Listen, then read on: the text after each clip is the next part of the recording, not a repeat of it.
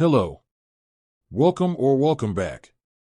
The past 2 weeks I released the first 2 of 3 stories inspired by the word cringe and my utter annoyance of how that word is so overused in 2024 or whatever year you're viewing this. Today's story is titled A Cringe Too Far. Narrator, tell the audience more. In a world where the word cringe dominates online discourse, one man dares to stand against the tide.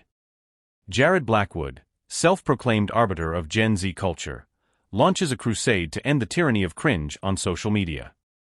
But as his anti-cringe movement gains traction, Jared finds himself caught in a paradoxical web of his own making.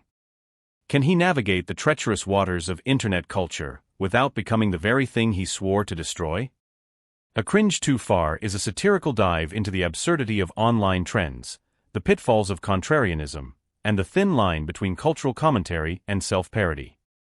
Prepare for a wild ride through the looking glass of digital culture, where the hunter becomes the hunted, and cringe is in the eye of the beholder. And now, without further ado, A Cringe Too Far. Jared Blackwood prided himself on being ahead of the cultural curve. The 22-year-old college senior always had his finger on the pulse of the newest trends, memes, and buzzwords lighting up social media. He could spot an emerging viral phenomenon from a mile away, and had an almost preternatural sense for what was hot and what was cringy enough to become passe. Jared's takes and commentary quickly made him an arbiter of Gen Z's online zeitgeist on campus. So when the word cringe went incredibly mainstream a few years back, Jared was one of the first to realize its comic potential had been fully overplayed. The brutal dismissal of anything seen as awkward or lacking in social graces had reached a saturation point of cringe. But then, quite literally, everything started getting indiscriminately branded as cringe by the chronically online mobs. Jared watched in horror as thoughtful video essays, heartfelt musical covers, even just blushy flirting between couples drew a hailstorm of sneering cringy put-downs from the peanut galleries. The more overused and mainstream cringe became as an insult, the more Jared cultivated his disdain for it. Of course, he couldn't simply disengage from social media altogether. That would be social suicide for his persona and brand. So instead, he leaned into his growing anti-cringe identity as a bulwark against the dreaded C-word's increasing omnipresence. With his trademark acerbic wit, he roasted and ratioed any overuse of cringe he came across with ruthless efficiency. True cringe is being the loser who still unironically calls things cringe in the year 2024. Jared would proclaim from his various accounts. Next time, try having an original take that doesn't just reduce the subject to a tired buzzword. His anti-cringe crusade picked up steam with each new subtweet and pithy video commentary lampooning society's cringeification. The young rebel's following swelled into the tens of thousands across platforms, quickly making him an iconoclastic voice for pushing back against simplistic group cringe mentalities.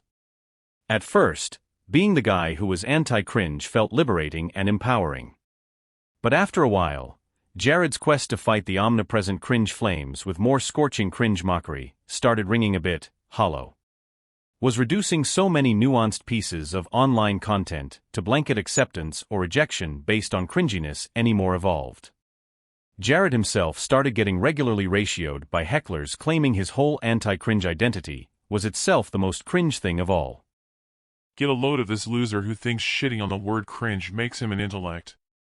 Read the cringe-accusing comments mocking his every post. Anti-cringe is the new cringe, dude. On one hand, the backlash only reaffirmed Jared's steadfast rejection of cringedom.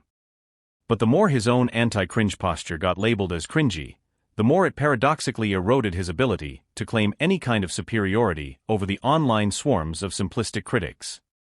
It became a brutal fractal of infinite cringe, something so corkscrewingly meta that it threatened to undermine the entire premise of what did and didn't constitute true cringe. Jared should have seen the backlash coming from a mile away. By branding himself as the preeminent anti-cringe voice, he had inevitably opened himself up to becoming the very thing he fought against, just another target for the internet's perpetual cringe machine to mock and dismiss.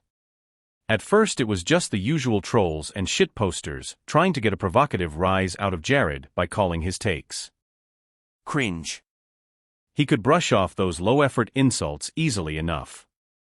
But then more thoughtful critics started deconstructing how Jared's self-appointed role as some great anti-cringe hope contained its own high levels of oblivious cringiness. This dude out here acting like him whining about overused slang makes him an elevated intellect instead of, just generationally behind the curve. Read one viral tweet thread that thoroughly dismantled Jared's entire persona. A rich kid at an elite college realizing the word cringe is played out and then trying to position himself as a countercultural icon against it? That's like peak cultural appropriation cringe. Ouch. With each new critique, Jared scrambled to defend his rejection of cringedom from allegations that the very act of loudly rejecting it had become supremely cringy in itself. You just don't get it. He desperately argued in response videos and posts. There's a difference between being countercultural and just being a hater doing the stupidly obvious cringe dismissals. But the more he protested, the more the internet memed him into a caricature, a try-hard culture martyr obliviously stuck in the cringe trap of his own making. Soon his entire online presence devolved into an anguished opera of, "No, you're the real cringe." It should have been beneath Jared to care so much about the rampant mockery.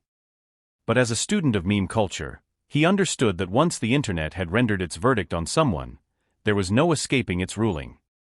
He could already feel his once abundant clout being siphoned away with each cringe accusation. In a panicked frenzy, Jared tried to regain control of the narrative by leaning even harder into his anti-cringe identity.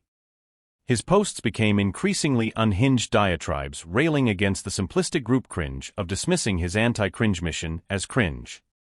Sure, keep calling it cringe that I'm the only one left who gives a damn about nuanced takes rather than blanket rejections. He raged. But when you all finally realize you're caught in a Godelian cringe apocalypse feedback loop without me, don't say I didn't warn you. It was the digital equivalent of a supervillain monologue about how those blind fools couldn't see his twisted genius plan. And predictably, the more Jared ranted about being victimized by the unstoppable cringe singularity, the more memed and ridiculed he became. Until finally, it all imploded in a singular, transcendent event that would be forever memorialized on the internet as the day anti-cringe jumped the cringe shark. In a last-ditch grasp at relevance, Jared hosted a pay-per-view anti-cringe summit where he promised to unveil The most powerfully dank rejection of cringe culture ever conceived. Thousands paid just to witness the spectacle of Jared's final meltdown, tuning in with a mixture of rubbernecking pity and schadenfreude glee. What followed during the live stream will forever be described as the cringiest thing ever beheld by human eyes and ears. Over the course of nearly 3 hours, Jared stripped naked and descended into an incoherent, quasi-mystical chant about Ascending beyond the cringe horizon. And Cleansing the world of its cringe sins. he shrieked and convulsed as if being attacked by an invisible anguish. When it became clear the event had devolved into an acute psychological break from reality, many of the once mockers started expressing legitimate concern for Jared's well-being. But Jared's anti-cringe summit ended up overshadowing everything he'd ever railed against, becoming the biggest cringe fest the internet had ever seen. In the aftermath, any aspirations of Jared retaining relevance or clout evaporated entirely. He had become ground zero of a new uber-cringe singularity, a cautionary tale about the perils of getting too deep into internet culture wars over language and social norms. Whether staying mercifully offline or re-emerging with a new intentionally cringe identity remained to be seen. But for Jared, denouncing cringiness had taken him on a cringe trip he may never fully recover from. I'm pretty confident a cringe too far will do well in the algorithm. Just the previous 2 cringe stories have. So there will be more stories inspired by cringe and how annoying the overuse of that word is in the future. In the meantime, check out these other anti-cringe stories from the Cringe playlist and some other stories as well. Okay, that's it for me now. See you in the future.